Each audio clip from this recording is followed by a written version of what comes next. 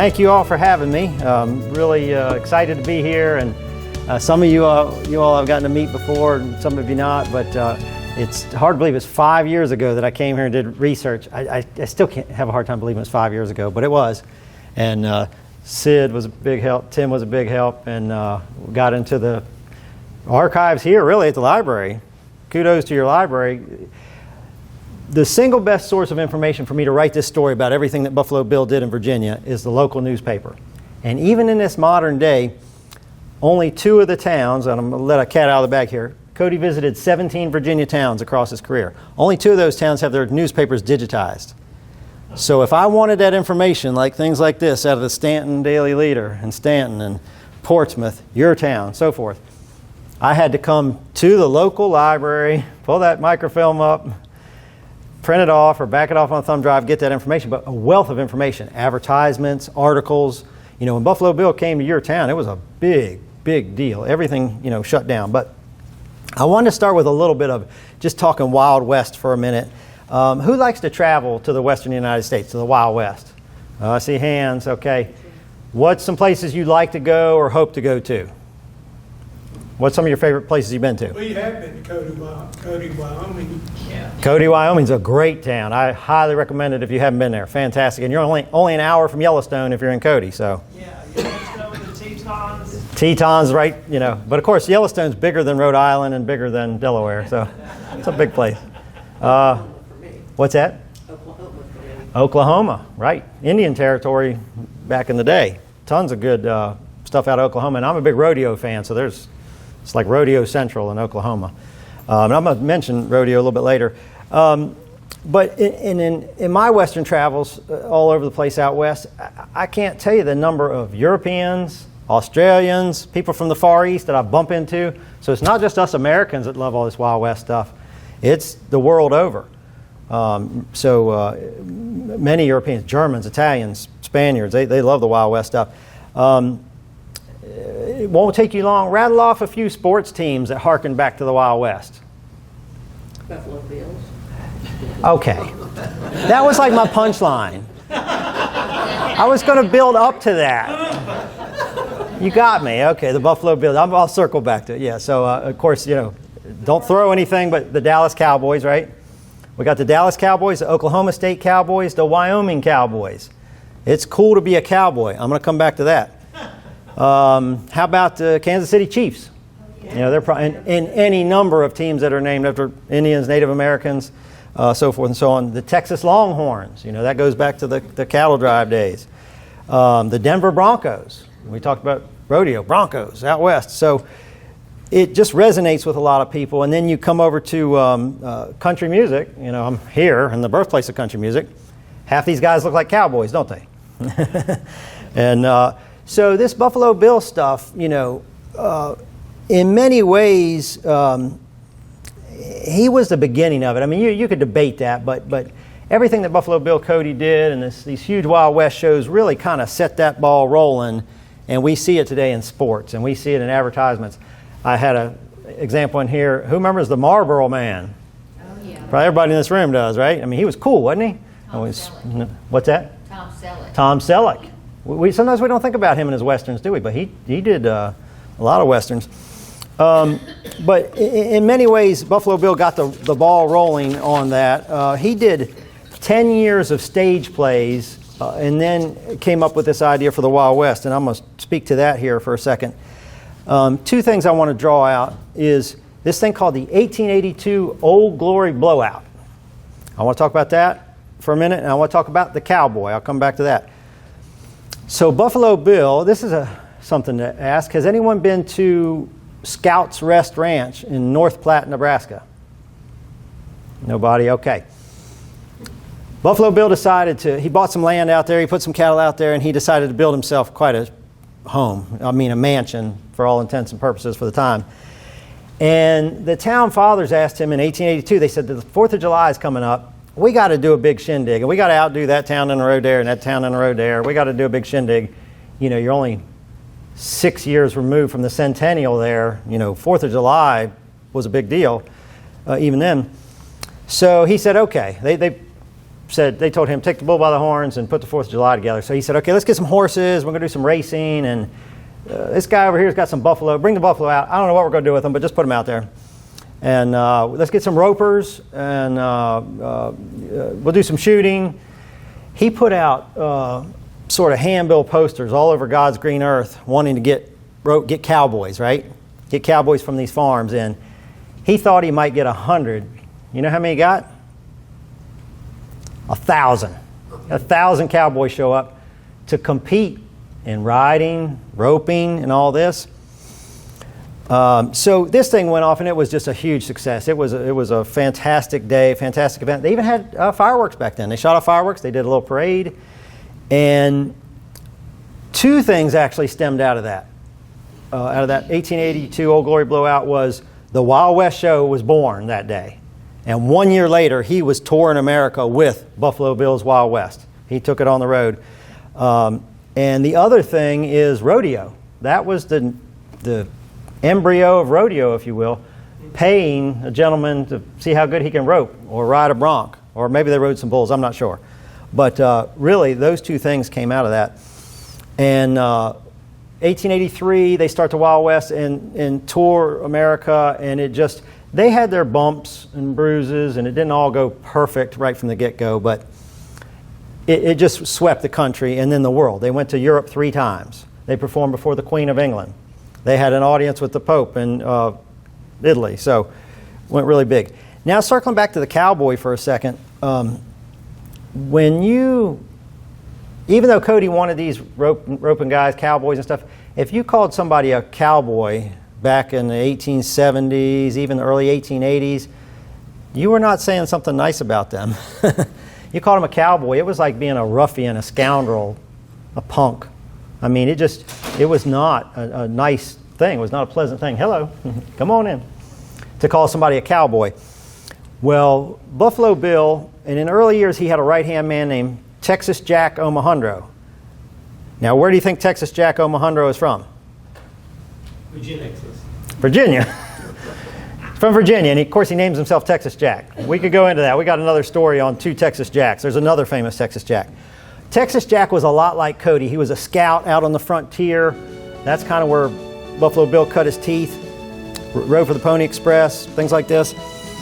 And Texas Jack wrote this piece about a cowboy in a paper back in I think the early 1880s.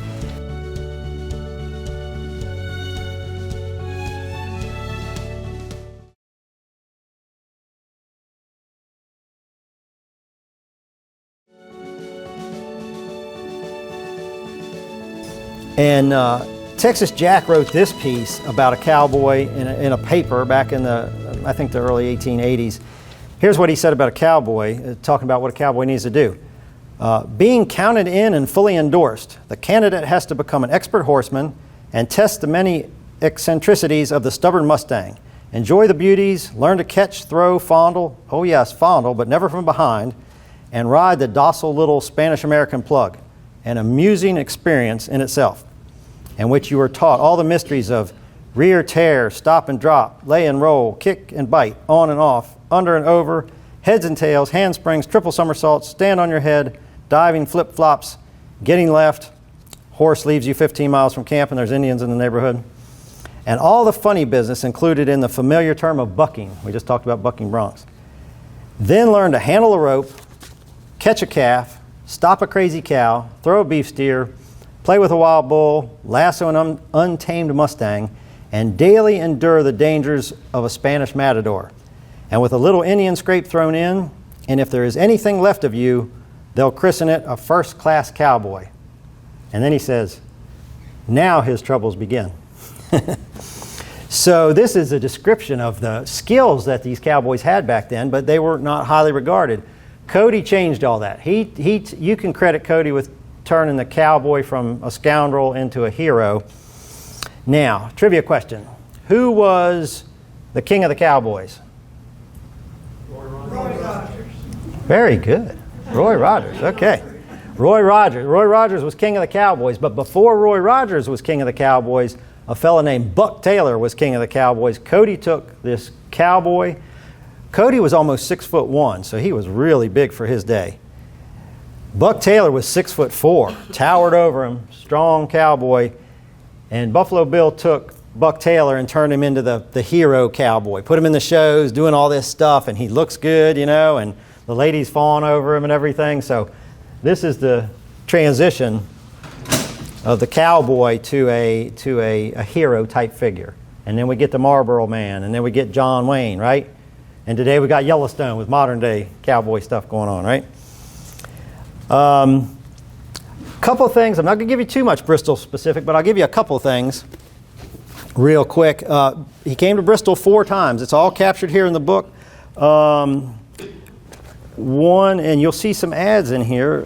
If you get the book, right there is a cool ad. This is from your Bristol paper. Is it the Herald Courier by 1911? By 1911. It is, yeah, because this is... 1907. Okay, so that's a Bristol Herald Courier ad I've got in there. I've got multiple ones of those. And it tells you what's going on, and I've got excerpts from the what the paper said. Sometimes I just quote it, and sometimes I put the actual paper in there. And then another, here's your the Bristol Herald Courier right there at the top of the page.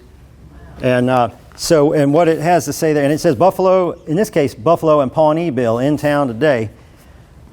This will give you a little idea of what it was like, you know, when it came to town. It said the 3 trains, it's 3 trains to carry all the stuff.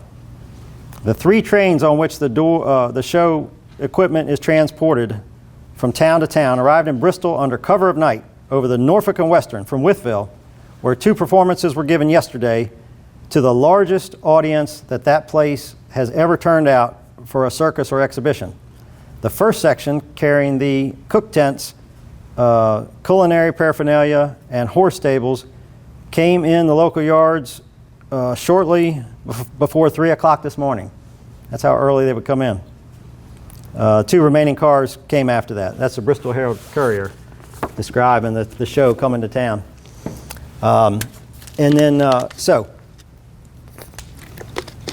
Now I'm just going to rattle off a little bit of fun stuff, and then we'll open it up to some questions. I have 4 sections here. I have one called Bet You Didn't Know. I have one called Funny Stuff.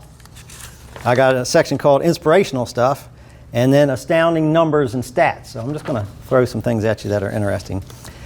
Under the Bet You Didn't Know category, and tell me if you did know, Buffalo Bill had a cowboy band, and he always opened the show with the Star Spangled Banner.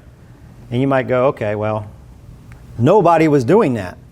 The Star Spangled Banner wasn't the national anthem until 1931. Very possibly, part of the reason it became the national anthem is Buffalo Bill doing what he did. But it was called the Overture. They always started with the Star Spangled Banner. He was a very patriotic fellow. So, and William Sweeney led his cowboy band for 30-some years. Another thing, and some of us had a conversation about this the other day, about the buffalo almost getting decimated and made extinct. Buffalo Bill had a hand in that. You said we got a negative comment on the Facebook post or whatever, somebody, but he did. I mean, he and a bunch of people almost made the buffalo extinct, and then they kind of realized what they had done, at least some of them did. And Buffalo Bill became a big proponent of saving the buffalo. But when he was touring in 1887, the herd that he took with him actually over to England. The Smithsonian said that was the 4th largest herd in the world at that time. And we're talking about he had maybe 15 buffalo or something. So thankfully they're plentiful today. Another western location. Anybody ever been to Custer State Park, South Dakota? There you go. You saw a buffalo or 2 there, didn't you? 1,500 head of buffalo. That's gorgeous. If you ever get a chance, Custer State Park, you can see Mount Rushmore, Crazy Horse Monument, that park all at the same time. But we have a lot of buffalo today, thankfully. A couple of funny items, I think. Buffalo Bill took the Wild West. He wanted to be part of the World's Fair, the 1893 World's Fair, which some say was the best World's Fair there ever was, Chicago. The Ferris wheel. We had a conversation about that the other day. Gigantic Ferris wheel. All these things. Well, the people who ran the World's Fair, they didn't want the Wild West there. They thought it was too low rent, too low class. And so Buffalo Bill rented a piece of ground across the street a month before they opened the World's Fair, and he opened up and started selling tickets hand over fist. But during that World's Fair, so all y'all know Annie Oakley, right? Yeah. And you're going to get some good Annie Oakley stuff in the book. Of course, Annie Oakley was like 5 foot nothing, and she could outshoot any man, you know. And we got Annie Get Your Gun, you know, the play that we've probably all seen or movie. But Johnny Baker was sort of like a foster son of Buffalo Bill. And Buffalo Bill would give him different tasks, and he turned him into a good shot, just like Annie Oakley. So you had the lady shooter and the male shooter, Johnny Baker. Well, at the World's Fair, Johnny Baker's wife competed in a canoe racing contest at the World's Fair property, beat all the men, including, it said she just edged out this Egyptian guy to win the thing, and then she came back to the showgrounds and delivered a baby. I mean, you know. And I could spend a lot of time focusing on how we really made men back then. We really made women back then too, didn't we? Goodness, I mean, literally right after. She won the canoe race and went and had a baby at the showgrounds. Because they would have tents and things just all set up, what they call the back lot. You'd have the showgrounds was like this room right here. Say that this was open end. They would have big canvas depictions of the Rocky Mountains. And then there'd be bleachers all around like that with a canvas covered. The bleachers would be canvas covered and the middle would be open. And they would run the Deadwood stagecoach through there and do a bunch of shooting and have Indian fights and Annie Oakley shooting. They did it rain or shine. So, that's how it was set up. And then they all around the periphery, they had the Indians camped out over here and Annie Oakley over here, Buffalo Bill over there. And so this lady had her baby out there somewhere.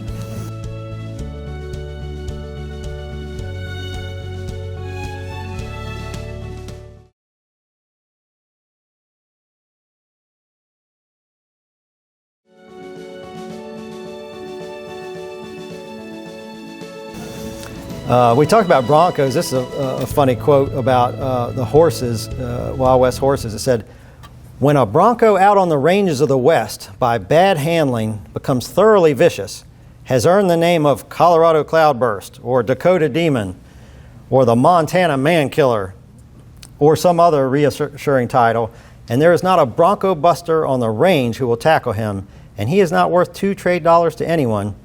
They ship him to a Wild West show." A couple of inspirational things. This one really hits me. The second year of the Wild West, 1884, they typically would hop from town to town, do this town and that town. They decided to do a big stand in New Orleans. It rained and it rained and it rained. It literally rained more than 40 days, like we have in the Bible. 40 days. I said, that rainstorm exceeded the biblical rain of 40 days. It was like 43 straight days of rain. They're trying to have these Wild West shows. One of the young men working for Buffalo Bill came in one day and said, "We're just going to have to call the show off." He said, "There's only 9 people in the stands." And Buffalo Bill said, "Did they pay to get in?" He said, "Yeah." He said, "If they paid, we will show." And the staff of the Wild West wasn't nearly as big at that time as it was later. Later it was 700 or 800 people running the Wild West. This time it was 150. They said that day 150 people entertained 9 customers.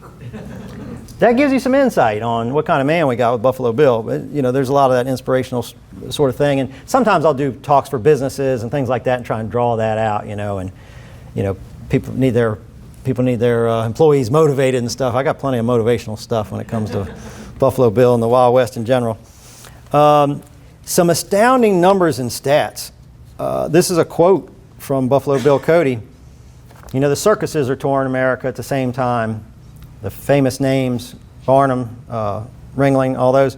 Cody said, "We have 52 cars." That means train cars. "We have 52 cars, 10 more than Barnum and 14 more than Ringling. I would not take $1 million for my holdings." That's in 1895. I don't know what that would equate to today, but he's bigger than the biggest circuses out there.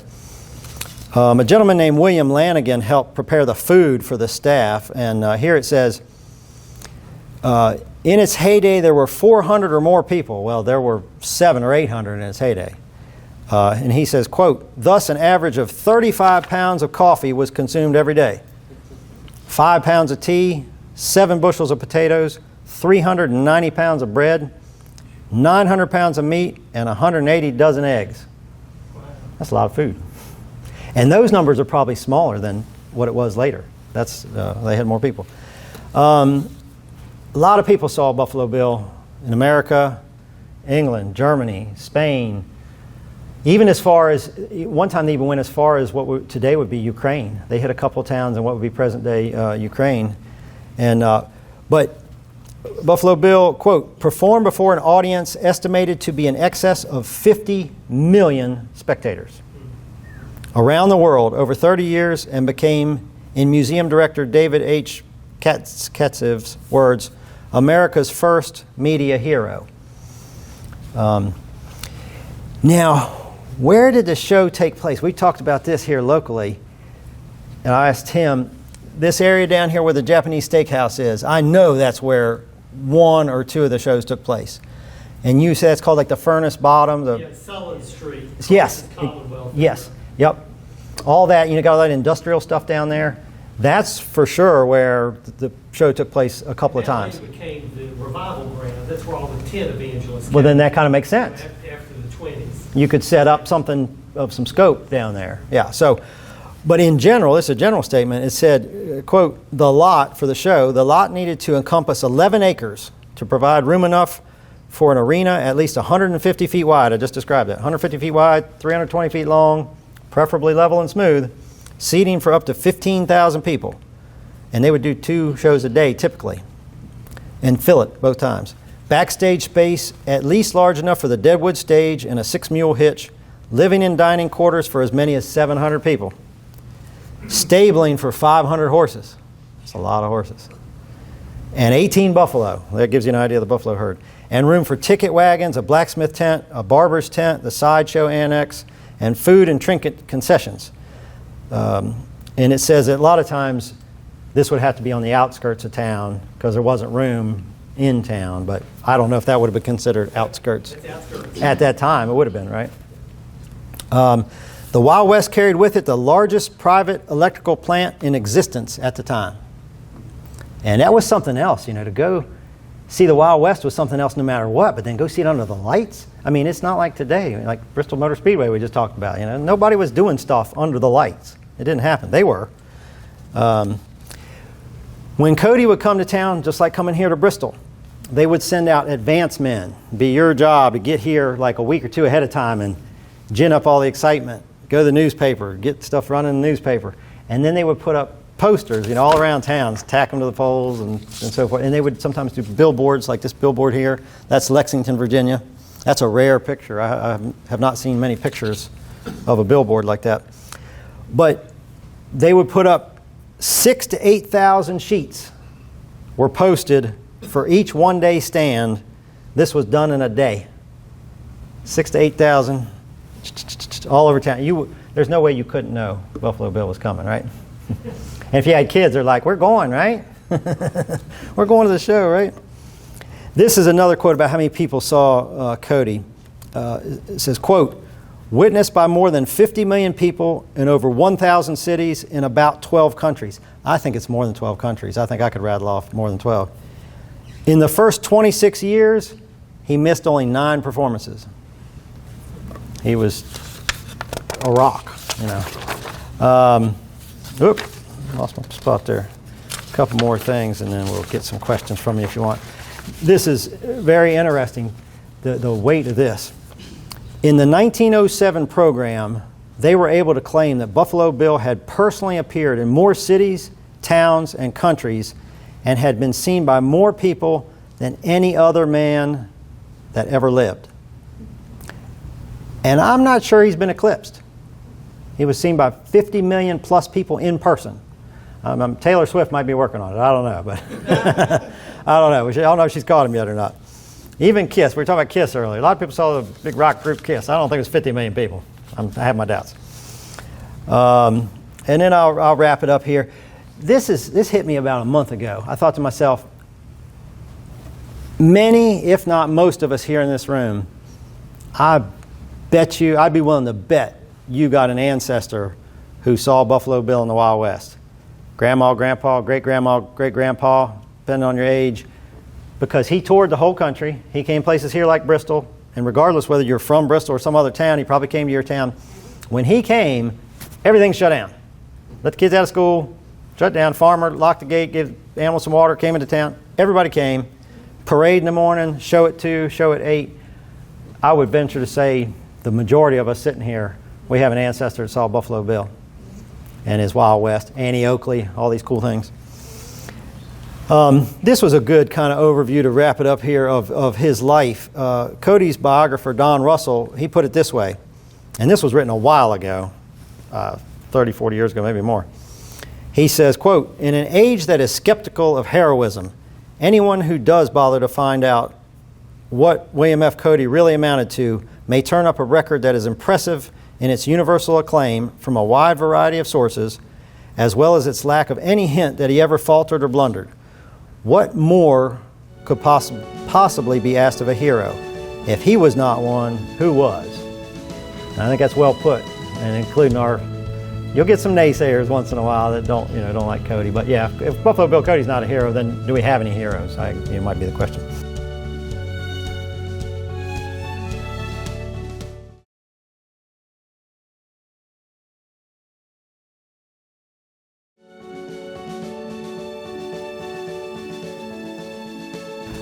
So, do you all have any questions about things I've said, the book, whatever? Yes? How much did it cost to go to the show? Good question. So it was in the 50 cents to $2 range, depending on what seats you got. You could get like a box seat or VIP seat for $1.50, $2. Regular seats 50 cents or $1. Kids under a certain age, I believe, are free. Yeah, but I did the math. The equivalent would be, now I did that math a few years ago. We've had inflation. But the equivalent today would be about $26. I ran the math on it. So I guess you were getting off pretty cheap compared to Taylor Swift, right? I have no idea what it costs to go, but I'm sure it's more than $26.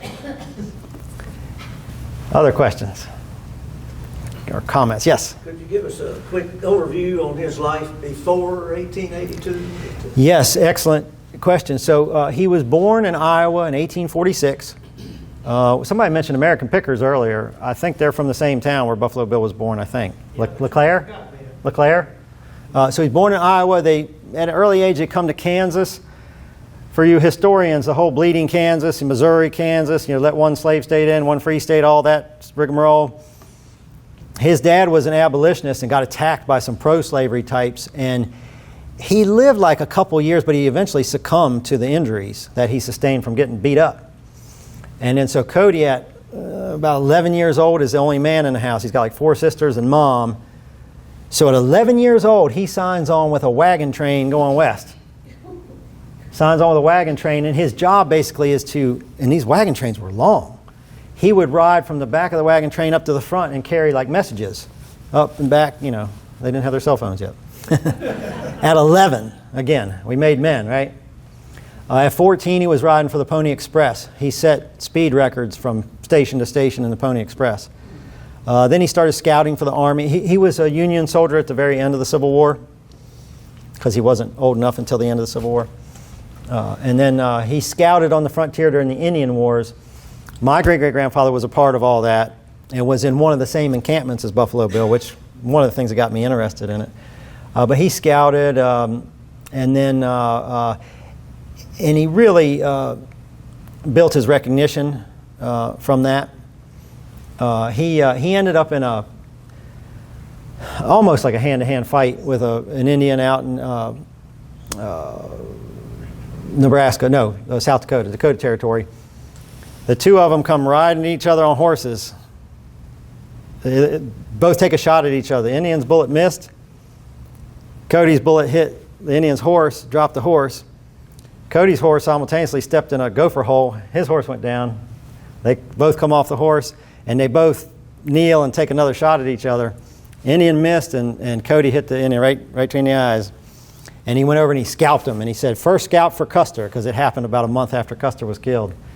And he wove that into a play situation in his stage plays. But that bumped his notoriety up more. But all the scouting activities. And then he got talked into coming on stage in 1872, basically to play himself, this character, Buffalo Bill, this Wild West guy.